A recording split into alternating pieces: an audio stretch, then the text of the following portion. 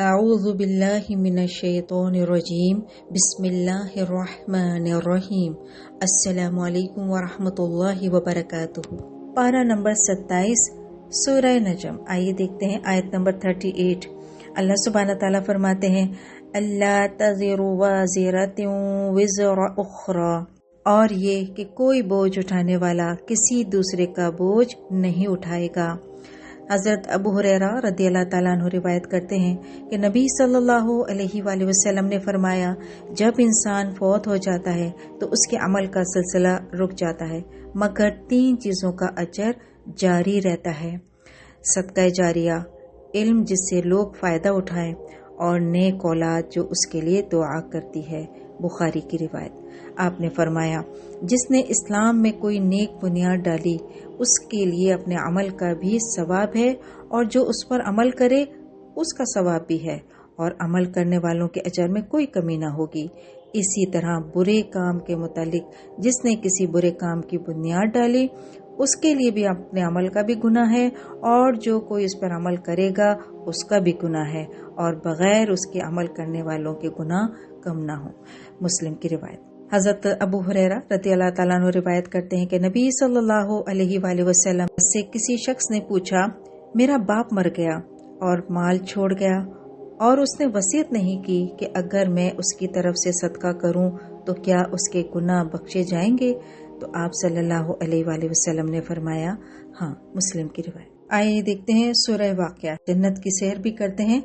आयत नंबर 12 फी जन्नतिन नईम, नेमत वाले बागात में। नबी सल्लल्लाहु अलैहि वसल्लम ने फरमाया, अल्लाह ताला फरमाते हैं, मैंने अपने बंदों के लिए वो कुछ तैयार कर रखा है जो न किसी आँख ने देखा, न किसी कान ने सुना, और न किसी दिल में उसका ख्याल गुजरा। मुस्लिम की रिवायत। नबी सल्लल्लाहु अलैहि वसल्लम ने फरमाया, अहले जन्नत को किसी चीज पर इतनी हसरत न होगी जितनी उस लम्हे पर जो उसने दुनिया में अल्लाह की याद के बगैर गुजारे। रमजान का महीना है, इसलिए कोई ऐसा लम्हा न हो कि उसकी याद से खाली रहे। नबी सल्लल्लाहु अलैहि वसल्लम फरमाते हैं, जन्नत में एक ऐसा दरख्त है जो तेज रफ्तार घुड़सवार भी 100 साल सफर करे तो वो खत्म ना हो, यानी उसका साया खत्म ना हो। मुत्तफिकुन अलैह।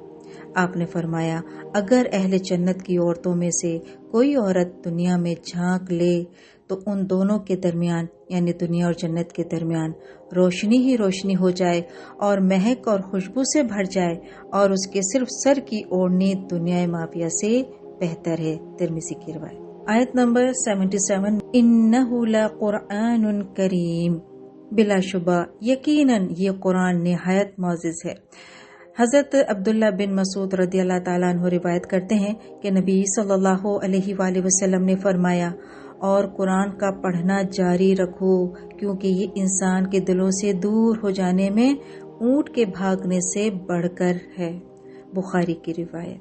सूरह हदीद आयत नंबर 27 वरहबानियतन इब्तदऊहा मा कतबनाहा अलैहिम, और रहबानियत तो उसे उन्होंने खुद ही इजाद किया, हमने नहीं लिखा। नबी सल्लल्लाहु अलैहि वसल्लम ने फरमाया, दीन बिलाशुबा आसान है, कोई दीन में सख्ती न करे।